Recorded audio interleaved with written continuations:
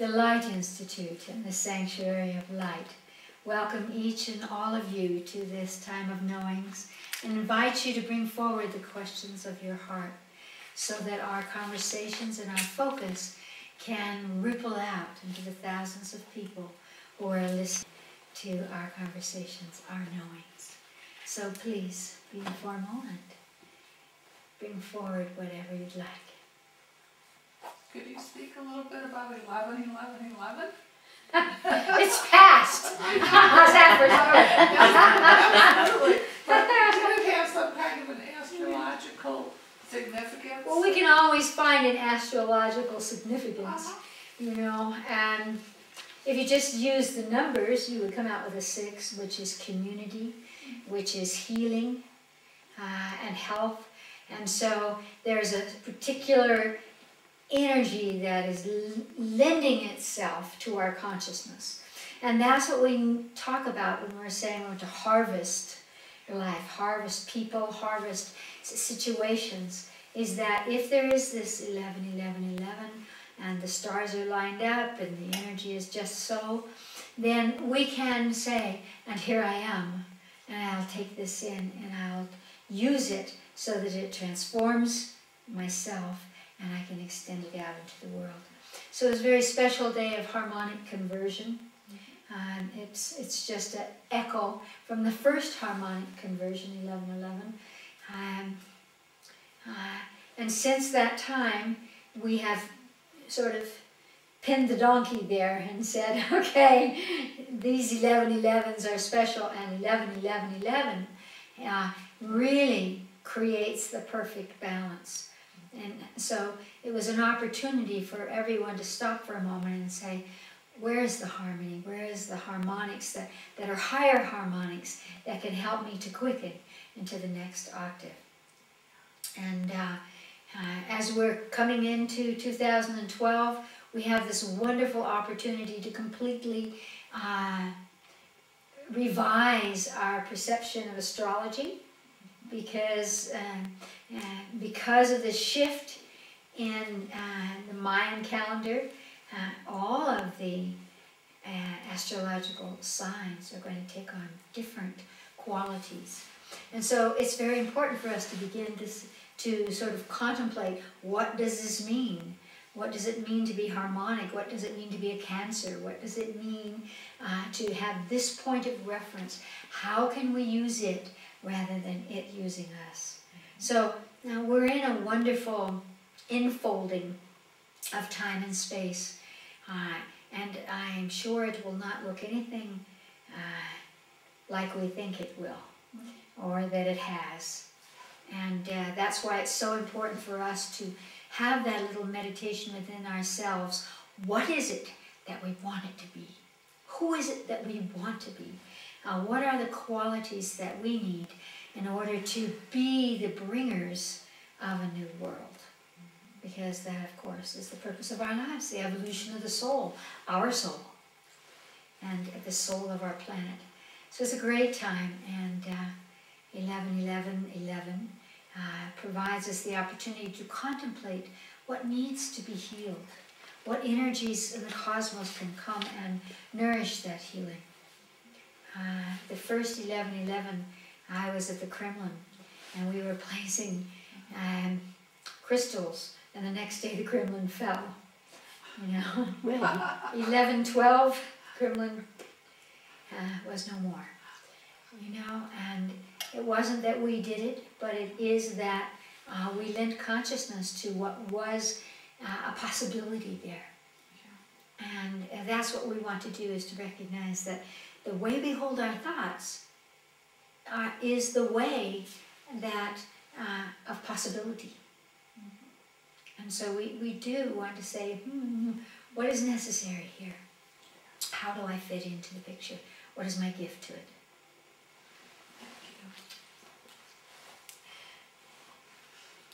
I think that may have actually answered what I wanted to ask. But to see it from a different perspective, I seem to know many people who are caught in destructive or negative relationships that can't seem to move beyond them. Many of them are friends of mine, and part of my story has been that people come tell that story to me. How wonderful. Yes. What a gift you are to them. And Because they are even to me. listening to themselves telling you the story begins to shift what is real for them. As they continue the story, as they say it again and again, it will take on a different life. And what I would say is how wonderful it is that we are in a time in which we truly can let go of relationships that are not serving us. But we must let go with great grace, with absolute willingness to allow another person to go beyond being the bad guy. You didn't do it for me, you did do it to me. All of those conversations of our expectations, all of that karma that brought them to us, we have to be willing to let that go so that again we reinvent ourselves. And it does take a little while, even after we've made a decision to release a negative relationship. But what I would like to say here is that it's a wonderful time to have the courage to do it. But you want to clean house, which means inside you first, so that you don't repeat the lesson, but that you are really truly grateful to your soul friend who has poked you in the places that need to be poked, so that you can see what is yours, what you are repeating, what you've inherited psychogenetically from your parents, from your culture, etc. So that you can truly say, we did it well, and it's all right for us to finish.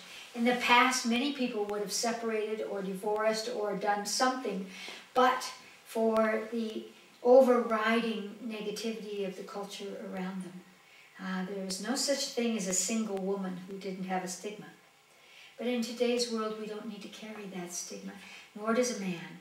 I have found in counseling people over the last 50-odd years that the men typically are the ones that rush into a new relationship because they still have within them the need of the feminine reflection, the mothering energy that might be as well.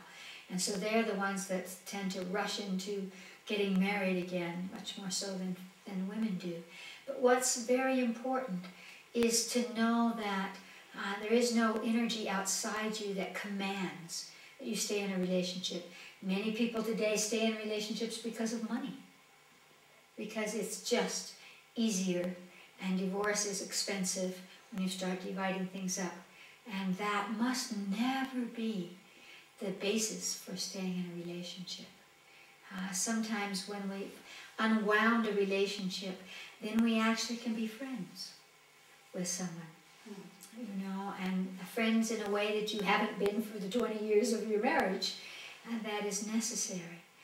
So there are many gifts of just saying, I release you. I call it freedom song. I release you. And I release you with love, because if you don't release them with love, you won't get rid of them. And divorce, legalities, and death don't get rid of people anyway. Only karma gets rid of people. And so I would say, of course, that it's very important to do the work as we do it at the Light Institute, to look at the lifetimes that you shared together, to bring up memories from this lifetime, points of reference that need to be cleared or amplified so that they can be released from being attached to that person, you know. Because again, we choose these people for unconscious reasons. Most people actually know they're in for it, but that's exciting to them. It's not so exciting 10 years later, but it's pretty exciting at the moment, you know. And it isn't really that they say to themselves that they can surmount the difficulties. They know they can't, in truth. But they enter in there because the pull of karma is so powerful. So if we could just recognize the cosmic joke. I pulled myself into this relationship because it was not done from many incarnations together, from many points of association through the emotional DNA that I have in terms of relationship, in terms of males and females, all of those things. So now I'll revise that. you know, and I'll revise that with gratefulness at what I see, because whatever because of this, because of that conversation, those are only the outside crust of the story, you know, they're only the periphery of truth. And so I think it's important to say to people, yes, of course, you can stay in a relationship. I just had a question about that in one of my first Facebook knowings, and the person was saying, but didn't you say, and isn't it true karmically, that it's important to stick with a difficult relationship so that you can learn through it, you can grow through it? In the same way I feel about sickness and death and accidents and all of that, we really don't need to do it to ourselves. We don't need to learn by sticking to a relationship, not in today's world, that is not growing, that is not uplifting, inspiring. When you get to the place that feels like, I am in tandem with you, I cannot do it because of you, it's time to let go of that excuse and discover that you're not doing it because of yourself, not because of anybody outside you. And sometimes the only way we learn that lesson is when we actually pull apart. But that we needn't be afraid today, and that we really truly want to embrace, what is it to be alone but not lonely? What is it to find what is yours? To fill your hours with your own inner conversation, rather than this person is going to do this for me, or this for me, or this for me. Because if the moment you set up an expectation, all of those things are the ones they are not going to do for you. You know. So I would say, don't be afraid. I would say the same thing in terms of children. Again, many people stay together because they don't want their children to be in pain. And I have had untold children of every age say to me, my parents are so angry with each other, I just wish that they would separate so I could have some peace. And children very quickly learn to play one off the other, so they have their advantages. They're certainly not the only one in the crowd who has separate parents. Most other children do as well. And so what we found here at the Light Institute and at the Nijoni School, having children clear their parents, is that when we go back to the moment of conception, they will say, oh, I knew my parents were going to separate. Oh, I knew this one was going to leave. I knew that was going to happen. Oh, I already knew that. Yeah. And it releases them from feeling as if it were their fault. You know. So there is no reason to stay in a negative relationship at all, unless it's simply that you know you're not finished. And then you need to grab hold of yourself and do something to quicken so that you can get done with at least that level of the relationship. That's why looking at the lifetimes you've shared together is so beautiful, because you see the negative and the positive, and you can come together in a new way. I think that people who are in long-term relationships should clear each other at least once a year, so that they continue to go up and up the spiral of evolution, rather than, see, you're always doing this, you're always doing that. Because they may always be doing it because the tape is in your body, not theirs. Mm-hmm. Oh, I have an alcoholic husband. Well, that might be your tape. And so your soul friend is just helping you out. And so it's very important to feel the freedom of choice and the power of choice. I can stay or I can leave. And know that in the end, it's the energy, the impetus of choosing that sets you free, not actually the choice itself. In other words, it doesn't really make any difference whether you go this way or that way. What makes a difference is that you bring yourself to your center and say, this is what is true for me, and this is how I will respond. No one deserves unhappiness. No one deserves negative relationships because of karma or any other reason. So, yes. I received a email, I don't know what they're called, email card today from someone in my family back in Texas. And it said, and my whole family's like this, but they've said, the way of the Lord will set you right. And we're moving into the holiday season right now, and I just, you know, they really carry that energy. And I know that millions of people around the world do as well. What would you say to people to help them through that oh, I'm guilty and I've got to be so good or I'm going to be punished? What would you say to people? Well, the first thing that I would say is bring your conscious attention to discover what is that true way. Mm-hmm. What is the way of the Lord?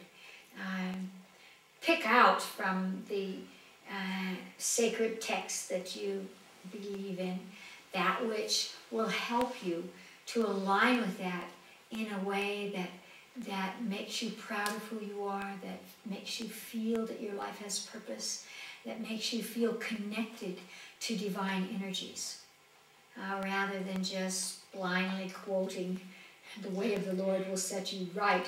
Right? What do you mean by right? Right, that was the the verse Lord out of the will- Bible. Yeah, the Lord will push you until you have broken.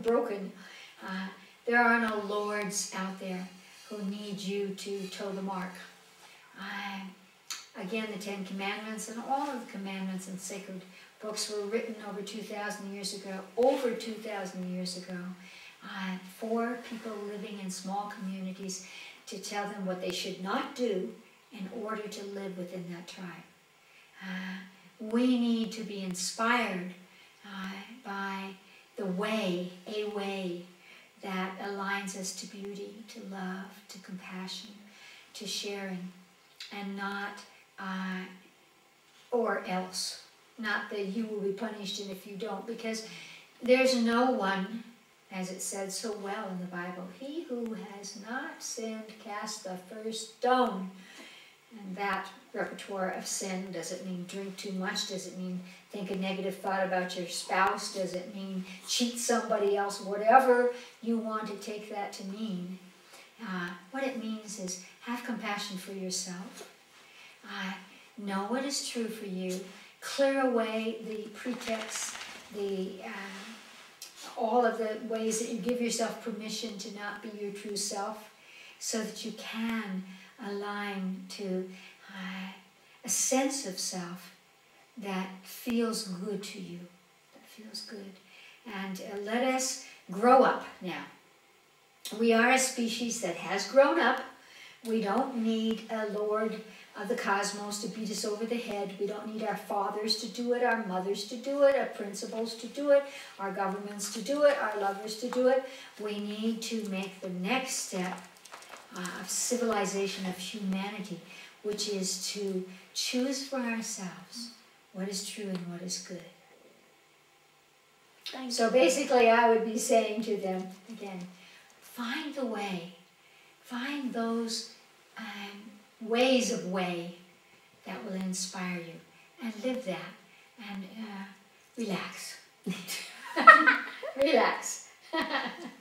Thank you. Yes. This week, I was something right on that line. Someone had told me they lost their partner, and I said, well, you know, if someone has been ill and they're freed up and they have a brand new body and things, I said, it's so exciting and wonderful to be free of that illness. She said, yes, if they're right with the Lord. If they're right with the, if they're right with the Lord. And I said, usually I just zip my lips. This time I said, well, you know, I don't have that belief. Good for you. Good for And you. it felt so good to actually say, you know, I'm sorry. I know that the Lord or the Creator or the universe, that we are all right with the Lord. So, I mean, just it's funny because it's true around the holidays. Yes. And I have a question about also people who are going around saying, are you Christian? Well, what if I'm not Christian? Yes. You know, what if I'm not Christian? Yeah. What then? You're And going you to know- hate me? And What if I'm I Muslim? think if that is a wonderful way to direct that. Yeah. Because I think people need a little pushing right now. They do. I would say to them, do you think only Christians feel that we should be honorable to each other, that we should be loving and compassionate to each other. The Buddha says that, and Muslims have perspectives on that. Hinduism, you name it. There are more than one book. Must I carry a sign here? You know, must it be scratched in blood somehow? I am that I am, and I find it good. You know, I think it's amazing when people say that. That just means that they are afraid of you, and they're looking to see if you're enough like them for them to be safe. Yeah. So I feel that sometimes it's just fine to get right in their face with it if that's what you feel inside. Yeah. I would probably say something like, if you mean, be kind to everyone. Yeah. You know, be compassionate and loving. Yes, I'm Christian. I'm Buddhist. I'm all of the great teachings and a great number of my own that have come from my own higher self. Why do people continuously look back at the 10 Commandments instead of the commandments that were brought to their religion? Because we live in societies in which from the very beginning you are quickly taught what you are not to do. And so thou shalt not is a very powerful echo. In the same way that when you have consultations or sessions at the Lion Suit or Nijoni, and we say, go into a memory in which you've been in perfect balance with this person, or you felt love from them, and they say, I don't have any memories like that. Impossible. Because the negative memories feed them more. They relate to them more. They compose their sense of self and the peripheries of their freedom. Yeah. And so we have to begin to teach them, and sometimes teaching is just about saying, think that over a little bit. Think it over. You're just mouthing something to me. You know, do you want to have a real conversation about this with me? I'd be happy to have a real conversation with you about this. It's time for some new ideas. Yeah. And not just, you know, I believe, because that's all just stuff in your head. What does your heart tell you? One of the basic principles that my higher self has told me is, honor anyone you call enemy. They're your deepest soul friends. Meditate on them. Send light to them. Honor them, acknowledge them. You know, as you do that, your anger, your limitation, your pretext, your confusion will fall away, and you will stand clear in your own truth. And you will be happy. Because we have too many petty tyrants in our lives taking up all the space. And right now, we are in a time, in a funnel of initiation, we really need to clean that out and get busy with what is it that brings you joy? Because it's only your joy that amplifies spiritual energy on the planet. It was never meant to be this heavy music and this heavy, that's not what it is. That's what we created so that we could be sure that people would be frightened enough to follow. It's over. We've grown up. Let us grow up now. Along what Anne was saying, it seems to me that people are now approaching other people in really a very rude and invasive manner because we have all been inundated with fear at this time period, politically, socially, all of that together. And the fear immediately brings them back to when was the last time I felt safe. And for some of them, it was when they were a little kid taking their first communion, and the 10 Commandments was where it was at and all that kind of thing. So they're going to revert to the last time they felt safe. And then they're going to be defensive, because the fear that has permeated the atmosphere is not specific, because everything is out of whack, from the environment to the economy to all of it. So people can't even sit down and say, I'm afraid of that. It's pretty much all of the above. Yeah. So then, of course, they will have a tendency to lash out to other people. And in a case where you can be the person to reflect back to them calm, rather than fear, Yeah. and not reflect back resentment, which is, justified in that they just jumped in your face. They invaded your space. But, maybe to understand that they're doing that out of their own fear and terror. They're just kind of blindly lashing out.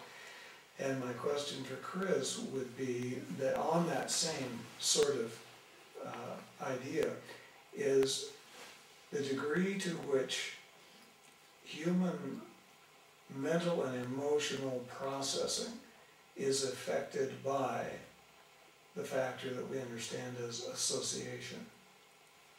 Mm-hmm. Of course, because again, our associations, our emotional mind functions through saying, do I have a frame of reference for that? Oh yes, I heard that on television. Oh yes, I heard the neighbors doing that. And so then we enter into the world and we cannot tell which is ours and which is someone else's. This is very true of fear. From the very beginning in the womb, we begin sucking in the fear of our mothers and our fathers before we're even individuated or free of the womb. But there's another aspect of that that I think is very important that might be part of the solution. And that is that fear, of course, emotional energy is outside of time and space. What's going on right now is that we're afraid of the future.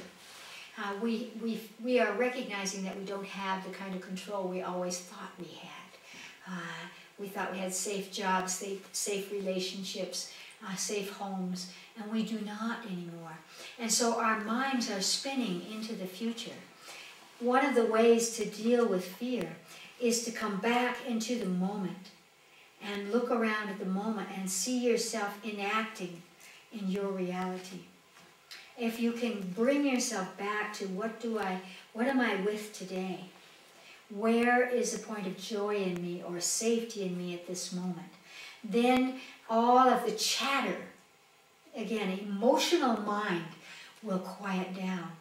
And so the physiological response or reaction to our unconscious fear will begin to fall away.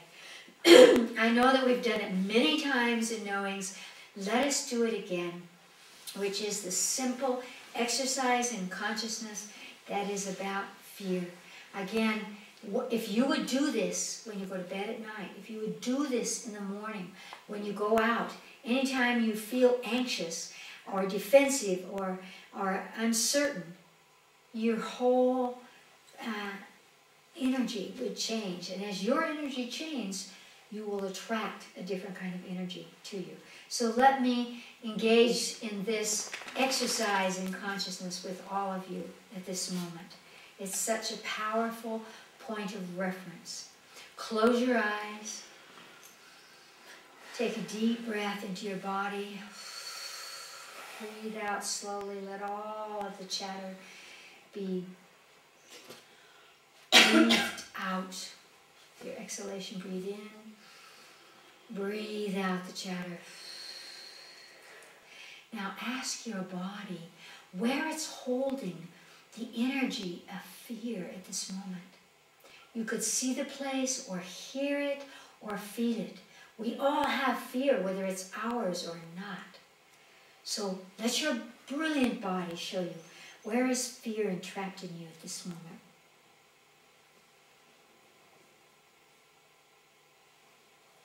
Take your first impression in any part of your body. Bring your conscious awareness into that place and ask it what color it needs to release, to dissolve the fear so that you can expand again, so that you can be free of the contraction that weakens us. Take the first color that comes into your consciousness. Suck that color into that place in your body. Just feel that color penetrating that part of your body and washing away the fear. You don't have to try. You don't have to struggle. Just focus on the color and feel it just washing that energy of fear out of your body. It could be a mental fear, a physical fear, a spiritual fear, an emotional fear. Doesn't matter what kind. Let the frequency of light dissolve it away from you. It does not support you. You do not need it. A little bit more. Send that color through that area. Breathe deeply now and feel that area expanding, awakening, coming forward for you. And open your eyes. You simply can't do that exercise too much. There is another aspect of the exercise. You could, instead of clearing away the fear, you could focus on where is the point of safety in me? Where is a point of trusting myself? Where is happiness or courage? Any of those positive points. You could ask where that is in your body. Bring your consciousness into that place and allow it to just expand. So that as that energy flows through you, it will rebalance you. And it will allow the energy to come from your body, through your auric field, that sends a different message into the world. And it's the message that we send into the world about who we think we are and how we feel at any moment that causes other people's reaction to us. So if we want to be loved, if we want to be successful, if we want to be seen, we want to focus on this kind of exercise in consciousness. I want to send a message of love, of compassion, of strength, of self-assuredness. That's the message I'm going to send to this world. And when you send that, you will feel that inside you, and other peoples will see it in you and trust you. Thank you. I've given that to so many people, Oh, and they come back wonderful. and say, it's amazing. It is amazing. It is amazing, and it's so quick. It just goes They love beyond the the color. chatter of the mind, because color is a cosmic energy. Each cone, each color is a certain length and speed of light, and our bodies respond to it instantly. And so it's wonderful. Thank you for that feedback. It is so true. It is a very powerful tool that we have to say, I'm going to shift this. Because no one's going to shift it for you. And thank you for reminding us to shift it to the positive sometimes. Yes. It's wonderful to do that. When you're just feeling a little bit low, where am I holding courage? Where am I holding happiness right now? Where am I holding the solutions, the way through? Because there is a way out of everything. That's right. Great. What else? Yes. I have been struggling with this weird thing that in the group that I'm in a lot, there's some kind of like a subgroup that are like psychics and they do chakra healing. Yes. And I often over the past couple of years have dreamed and have very, very like, wow, I don't know what they're called, like astral dreams where it's totally like you Real. meet the person and like that. Yes. And, well, I guess my fear of this certain group is that the leader or whatever, she seems like very, very serious and very powerful, and somehow I have the feeling she can do something and I don't even know whether she's doing something that, like, I don't know, like making certain relationships work just because she or others not or whatever. And see, I saw her yesterday again, and I thought, well, what I learned here at the Light Institute, just send the light, and for some reason I couldn't do it. It was like as if, oh, in this temple you can't do this exercise or something. But that's just an old chatter. You probably knew her when both of you were psychics, or both of you were old cronies, you know, cronies and crones in other incarnations of the soul. And so you project onto her. You know, you might have been the leader before, and now it's her turn to be the leader. So you don't need to feel that she has power over you. Just let that thought form go. What I would say is, where am I holding the thought form that she could have power over me?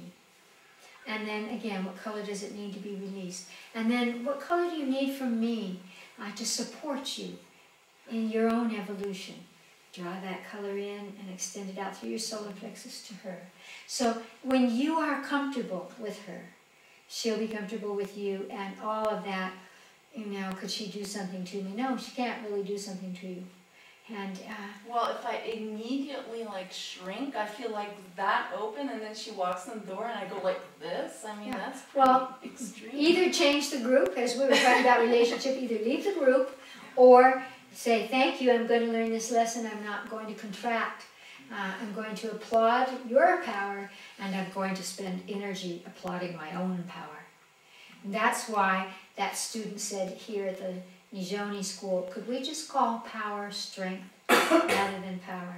Because whenever we say the word power, it's usually your power against my power. Who's going to be king of the mountain? Rather than, look how strong you are. I admire your strength, and I admire my own. So they're not in conflict with each other. She cannot spew over you. All you're saying is that her auric field is extended, you know. So extend yours. Extend yours. And realize that, of course, even a person who's angry at you, who doesn't like you, who doesn't trust you, they will take light from you. They will receive it. It's only you that's blocking that, and it's just a conversation that's going on from some ritualistic experiences that you've had in other incarnations of the soul. And so you can just, those don't serve you now. You want to be in that group supporting each person's power and knowing that they are supporting yours, you know, because what other reason would you be in a group but rather that all of you together will help each of you feel that you can find the way out of anything that's blocking you, and that you can be inspired and quickened. And if the group isn't doing that, if there's a heaviness to that psychic, I'm going to tell you about that, get through it.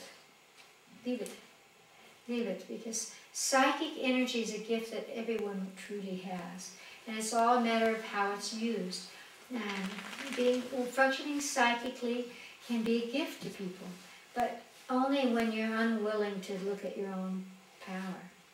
You know, it's comforting when somebody says, oh, I'm talking to your dead husband and he's telling me this. Well, we want to hear that. Or, you're a very powerful person and this is going to happen to you next month.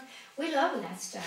But we love it because we're unwilling to take the responsibility ourselves and to listen to our own higher self say, here's the gift for you right now.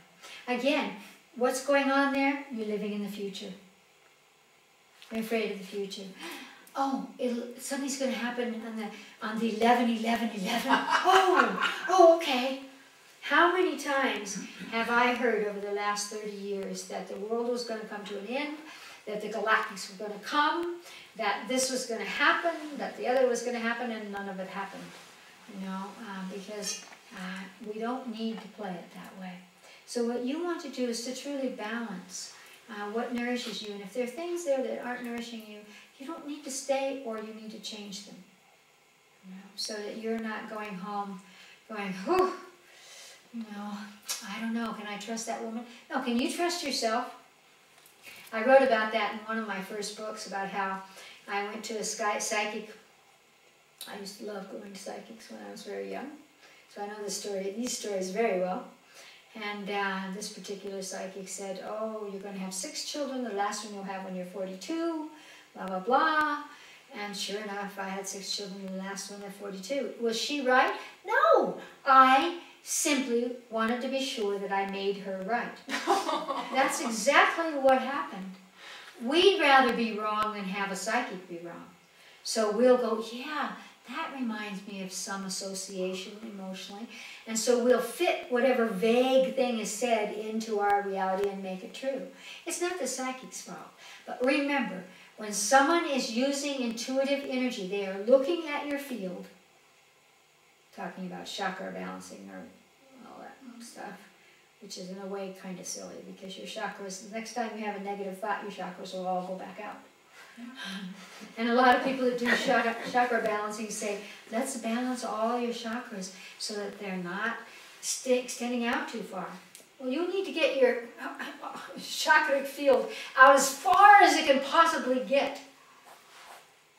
And so people that began working in chakra, and this is probably not true of your group, but there have been thousands of people who were trained in the lead beater method that came out of California, that came out of England. He never saw an auric field in his whole life. He was a photographer who put sheets of color over his film and came up with that concept. You know, yes, the Indians have been doing it forever, and they would never talk about it the way we talk about it. They're being influenced by us, which is terribly a shame. So really what you want to do is never mind all the this way, that way, the other way, and just draw the energy in and radiate it out from you.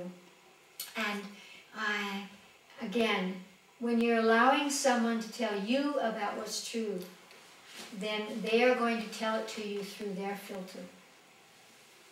At the Light Institute, all the time, we see people's lifetimes as they're going through them. And we have to keep your mouth closed and let them tell their story. It's not yours to tell, it's theirs. And that's the way a good psychic would always be. A good psychic would always take you to your own inner knowing, to the truth of your own higher self. And so if you have an addiction there, time to get rid of it. Not the psychic's fault, but it's time for you to say, okay, I'm going to grow up here. I'm going to listen to my own truth. What's the truth you want it to be? What is the tomorrow that you want? The tomorrow that you want is happening in terms of what you are thinking and feeling and allowing today. There is nothing and no one and no circumstance that can make you feel tragic, even tragic circumstances, as you were talking about earlier. So it's just a matter of expanding your spiritual knowing and trusting yourself. So if you need to work on trusting yourself, work on trusting yourself. Well, I guess I have to work on being okay that I can't see auras and colors. Oh, godly goop. Everybody sees auras. Everybody sees auras, we just all see them in different ways. You know, you don't have to sit there and go, can I see it, can I see it? Because first of all, it's not true that this is green and this is blue and this is red. That is not true. That's just the limitation of consciousness putting it in the little boxes. Yes, there may be more red down here because red is a certain frequency and it relates to certain themes. But you may have red right here. Absolutely. So, you know, if you're starting to get entrapped in all of that, you should be this way or that way, you're barking up the wrong tree and you should let it go. What you need to do is to come back into your own meditation and feel your own higher self supporting you and allow that energy to help you to know what is true. Nobody needs to see someone's auric field. And once they see their auric field, quote unquote, they only see one piece of it. The truth is that they are bundles of elastic fibers of many colors coming out of every chakra. I had the good fortune to have a very good friend who was one of the probably 6 masters on the planet who actually saw the chakras. The rest of the people are just talking about auric fields. They don't see the chakras. And so we're making things up. It isn't that way. There are all the bundles of fibers with the many colors, and certain fibers will contract. Maybe you have anger, so that one is spewing out, but you need consciousness, and that one is very short. That yellow one is very short. That's what's going on, and it's changing every moment. So this old-fashioned, I mean, that kind of stuff is like 40 years ago. We need to come to new truths and new ways of trusting our intuition. We know more about the brain and the way the nervous system and the nadis and the energy flows around the body than we did 40 years ago. So you know, to beat yourself up because you're not seeing, oh, I see your auric field. Or hear the all the thoughts. I can hear your stop. thoughts, I've been told. And I'm like, Wonderful. I'm sending you a thought of great love. You know, that can be a manipulation. So again, if that kind of stuff is going on, I would say to yourself, actually ask yourself if you should be in that group. Yeah. What are you doing there? What, I can tell you what you're doing there. You're trying to remember, what you already know, what you've already done in many incarnations, for which you're punishing yourself. You don't need to go back to kindergarten. There's no time for kindergarten on this planet. There is only time for us to say, I am that I am. That's all you need. It's all you need. And as a person who did have the dubious gift of hearing people's thoughts as from the time I was a small child, let me just say to you, you don't want to hear anybody's thoughts. It's all garbage. It's all negative. Yeah, what will happen? What about this? Oof. No. Instead, look at a person, as we say at the Light Institute, pierce the heart. Look beyond the veil of their anger, of their insecurity, of their stuff. Touch into their sacred divine energy and uphold that and mirror that from them. That is the greatest healing you could give them. That's what everyone needs. They don't need you to tell them you're really okay and it'll all work out fine. They don't really need that. So it's so simple.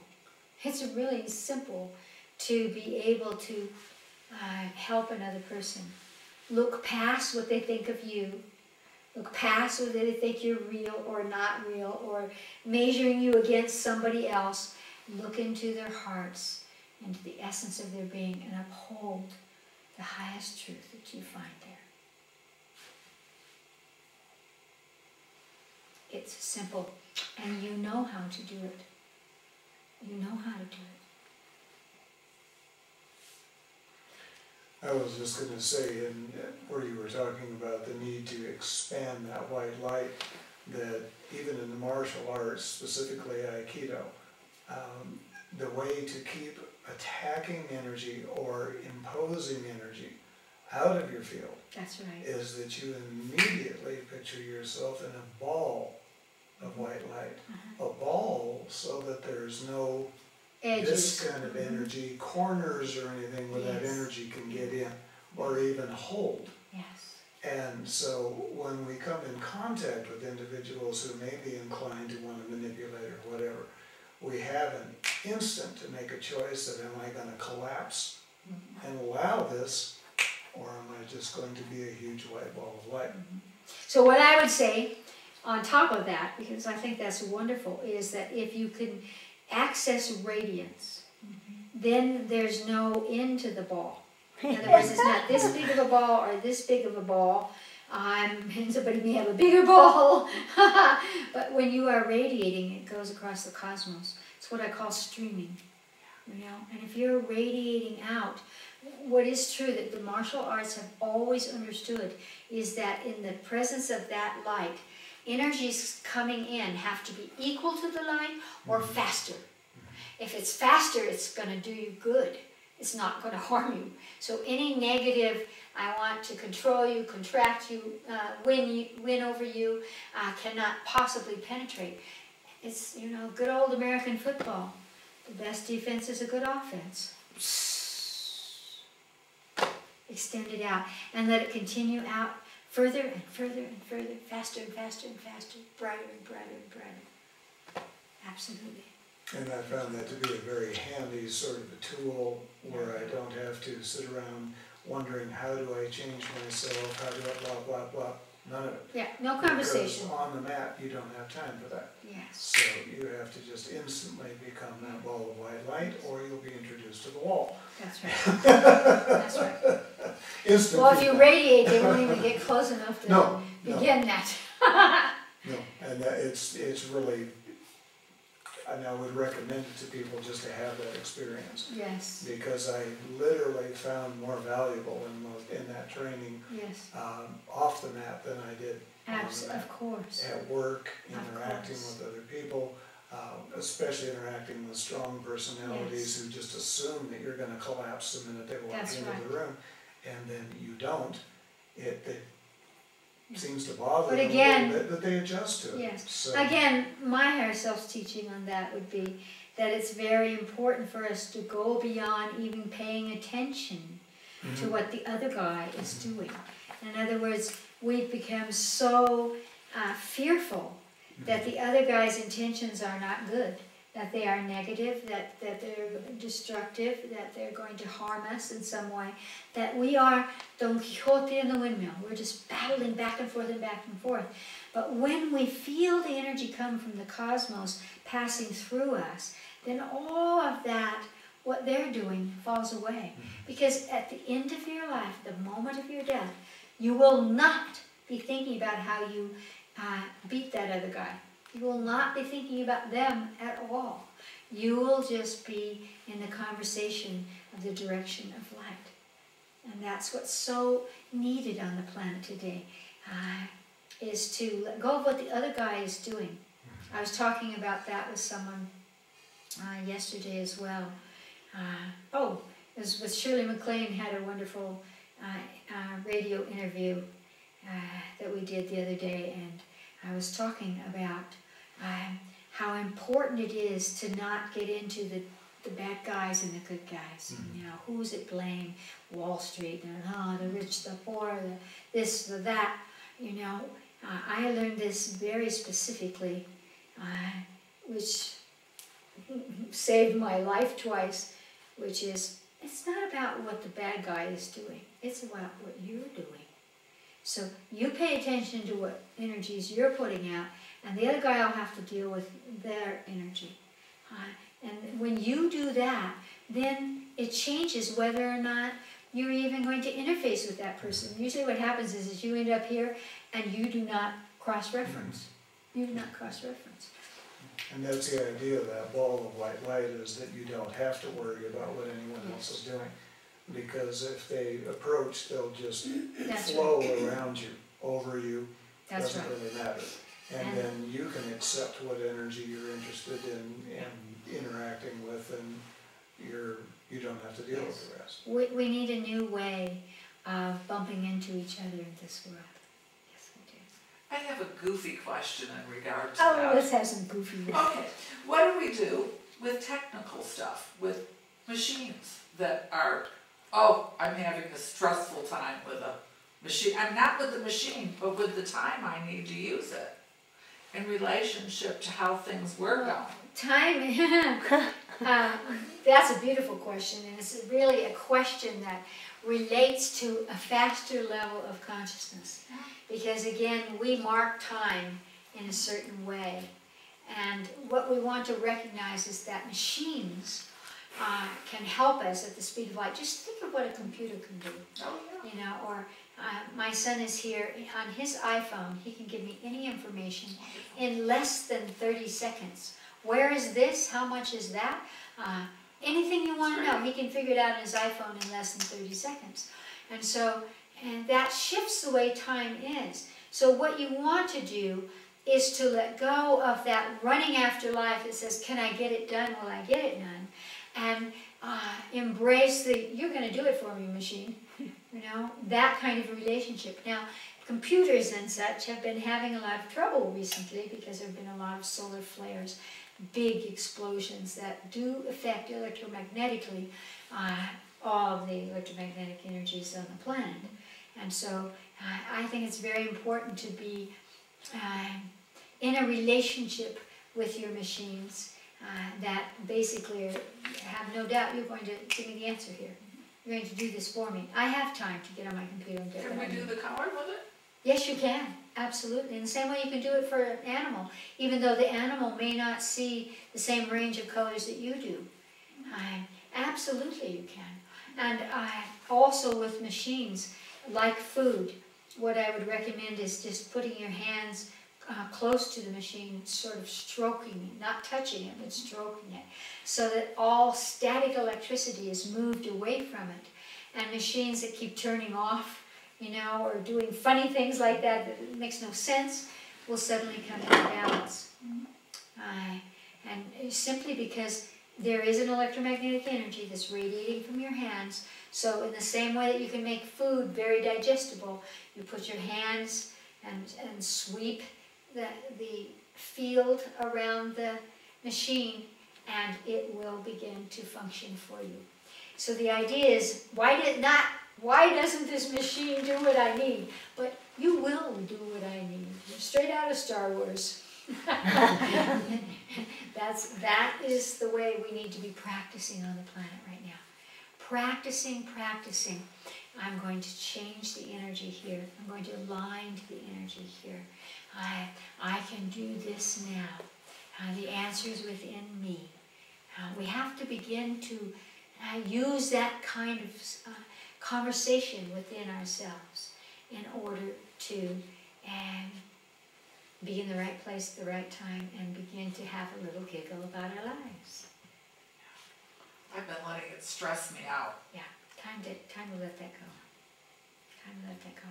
Now, one of the things that I always felt was important for my students was whenever you're with somebody or you're struggling with something, go take a bathroom break, take a drink of water, take a little cold water, splash it on your forehead and the top of your head.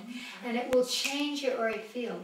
It will change the electromagnetic energy around you. So just a little water on your forehead and the top of your head can allow you to shift in such a way that you come back to your machine and it's fine. Absolutely fine. So what we really need now, individually and in all ways, is to begin to go inside and say, this is good, well done. That kind of loving energy that you give yourself, carrying that into the world is what is important, no matter how simple it is. If everything you touched, you did it with love, you would be a very peaceful person. And what is more powerful than exuding peace on this planet at this time?